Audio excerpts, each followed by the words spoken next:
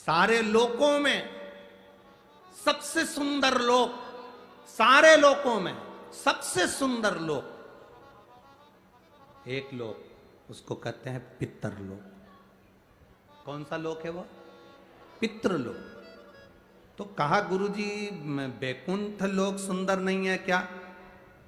क्या बैकुंठ लोक सुंदर नहीं है? क्या ब्रह्मलोक सुंदर नहीं है? क्या इंद्रलोक सुंदर नहीं है? ये तो दुनिया के लोगों ने पितरों को हवा बना कर रखा है कि पितर बेचारे रुष्ट हो जाएंगे, पितर हमको अपशब्द कहेंगे, पितर हमसे नाराज हो जाएंगे, पितर शरीर में आने लगेंगे, पितर ऐसा कर देंगे, पितरों को भूत कह देते हैं, पितर को ये कह देते हैं, जो मन पड़ता है लोगों का। बहुत सारे लोग अपनी अपनी पीठ पे बैठकर, अपनी अपनी व्यास पीठ पर बैठकर ना जाने पितरों के लिए क्या क्या कह देते हैं। जो नहीं समझा उसके लिए है ये कि वो पितरों को समझा ही नहीं। जिसने जिंदगी में एक बार शिव महापुराण की कथा सुन ली तो वो पितरों को समझ जाएगा कि पितर है क्या। सारे लोकों में सबसे सुंदर लोक है पितरलोक। कारण क्या है? तुम्हारे यहां दिवाली साल में एक बार मनाई जाती है, देवलोक में दिवाली साल में एक बार मनाई जाती है, नाग दीपावली के दिन। पितृलोक में दीपावली रोज मनाई जाती है। कारण, पितृलोक में दिवाली रोज क्यों मनाई जाती है, उसका कारण क्या होता है? लक्ष्मी जी ने नारायण से पूछा, ब्रह्माणी ने ब्रह्मा जी से पूछा, इंद्राणी ने इंद्र से पूछा, एक बात बताओ, तुम दिन भर बैकुंठ में नहीं रहते हो नारायण, आप कहां चले जाते हो? भगवान विष्णु ने कहा, मैं बता नहीं सकता कि मैं दिन भर कहां जाता हूं। नहीं, आज तो आपको बताना पड़ेगा कि तुम दिन भर कहां जाते हो,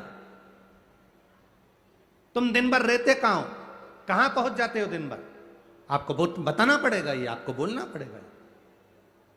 भगवान नारायण कहते हैं, मैं नहीं बता सकता। सुबह शाम घर पर आते हो, दिन भर गायब रहते हो, आखिर जाते क्या हो? पत्नी पति से क्यों ना पूछे? तुम भी अपने पति से पूछ सकती हो, क्यों दुकान तो 8 बजे बंद हो गई थी, 11 बजे आ रहे हो, कहां थे श्रीमान? पूछ सकती है, पत्नी का फर्ज है पूछना, और पूछना चाहिए भी, पूछना चाहिए, उसमें क्या दिक्कत है? पति को बताना भी चाहिए अपनी पत्नी को कि मैं मां गया था तो मैं आते आते मंदिर होते हुआ आया तो ऐसा हुआ, तो पूरी पूरी बात बताओ कि ऐसा हुआ, बताना चाहिए। धर्म पत्नी को बताना चाहिए कि मैं गया था, ये काम था, वो काम था। लक्ष्मी जी ने पूछा, तुम दिन भर कहां रहते हो?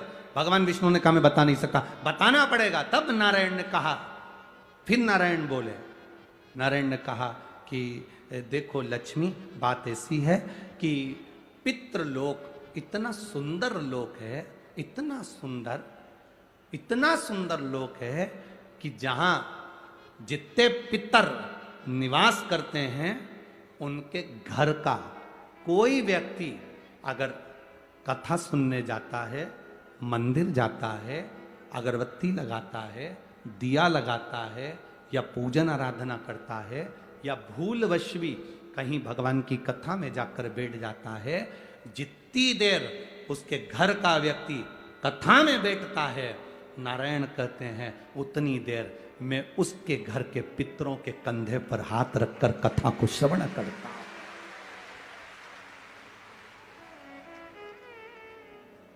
पितृलोक इतना सुंदर है। और पितृलोक के जो स्वामी है, आर्यमा स्वामी, वो पितृलोक के जो स्वामी है वो भी बड़े सुंदर है। और पितृलोक के जो स्वामी है बड़े सुंदर, और पितृलोक के स्वामी जिस पर बैठते हैं, काय पर बैठते हैं? कौवे पर, वो भी बड़ा सुंदर, अति सुंदर। अरे गुरुजी कहां की बात कह रहे हो? सबसे सुंदर पक्षी तो मोर है, राष्ट्रीय पक्षी में भी उसको कहा सबसे सुंदर पक्षी तो मोर है, और आप कह रहे हो कि दुनिया का सबसे सुंदर पक्षी कौवा है।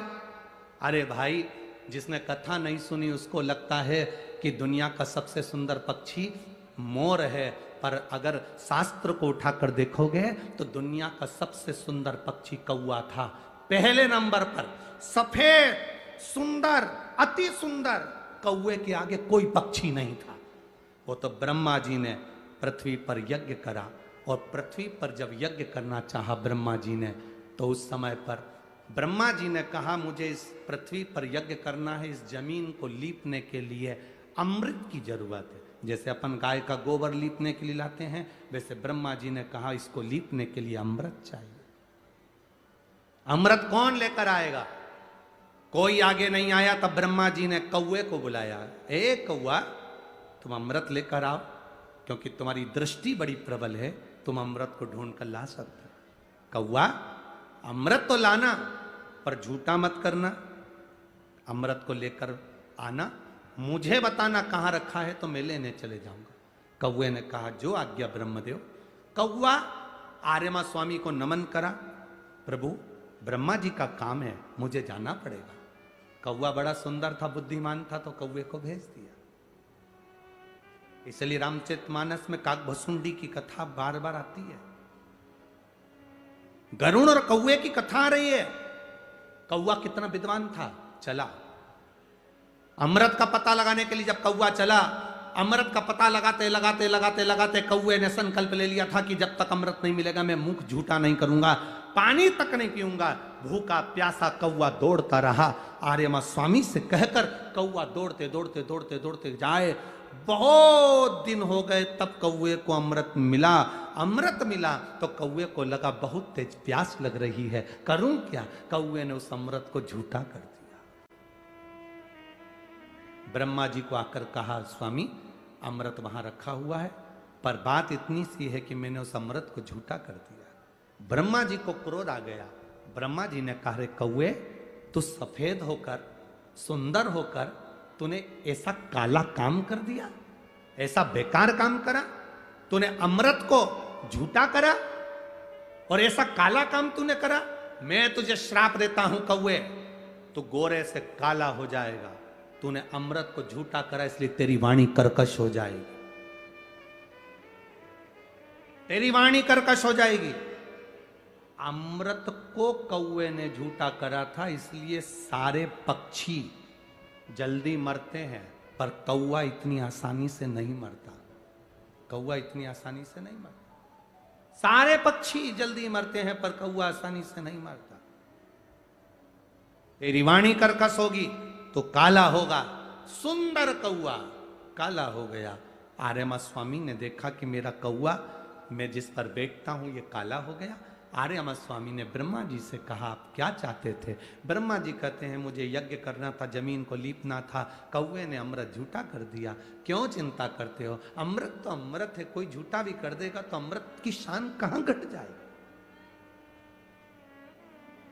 अमृत की क्या शान घटना? आर्यमा स्वामी ने कौवे से कहा, तू चिंता मत कर। आर्यमा स्वामी बोले, कौवे तू चिंता मत कर, आज मैं तुझको एक कार्य देता हूं। जब 16 श्राद्ध आएंगे, कौवा जिस जीव की जो तिथि होगी, मान लो किसी की चतुर्थी तिथि है, उस चतुर्थी तिथि पर तुझे छोड़ने के लिए पृथ्वी पर पितरों को जाना पड़ेगा। जब उनके छत पर तो पितरों को छोड़ने के लिए जाएगा, कौवा जब तू वापिस आएगा, तेरे लिए छत के ऊपर भोजन रखा रहेगा। जिसकी छत पर भोजन रखा मिल जाए उसको तू पाएगा तो पितृ तृप्त होंगे। कौवे ने कहा, मेरे द्वारा पितृ तृप्त होंगे? कौवा नहीं, जब पितर वापिस आएंगे, पितृलोक में रहेंगे, उनको 1 वर्ष के अंदर जब भूख लगेगी, तब कौवा तू अपनी चोंच में उनकी छत से जो भोजन लेकर आएगा, अपनी चोंच से निकालकर उन पितरों को देगा, जिससे उनका कल्याण होगा और वो आशीर्वाद प्रदान करेगा।